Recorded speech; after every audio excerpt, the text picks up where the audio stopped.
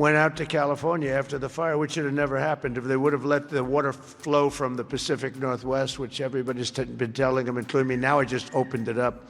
We literally sent in the military to open it up.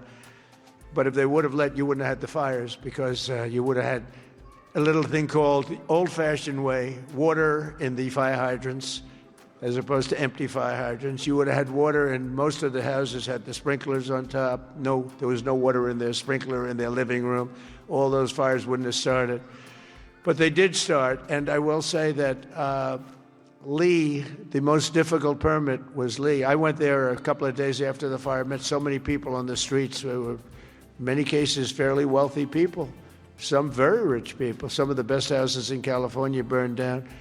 And I said to them, so what do you want to do? They said, sir, we want to start immediately. Well, we'll get you permits. Now, the hardest permit, Lee, was the federal permit. Is that right? He got everything done in 20 days, right? The whole thing? Is that a correct statement or less? 20 days. So he got everything done, 100% ready to go. And I went for a meeting, and this mayor, who's a grossly incompetent person, she said, we're going to try and have the permits done within 2 years. Remember that? I got into an argument. I said, you mean within 2 days, right? She said, no. And I'm meeting all these people as I'm walking along the streets with the fire departments and the policemen, and they're all devastated. You know, they're still smoldering. They weren't even allowed to go in their property. The Environmental Protection Agency local said, don't go on your property, okay? We said, it's okay, don't worry about it. Any problem is gone. Any problem is burned. Any germs are burned. They're burned. They were burned. Nobody's ever seen anything like it, but all so unnecessary that it happened. But we got it all done in 20 days, the whole place. And yet now, still, more than a year later, they don't have permits. Almost nobody is building.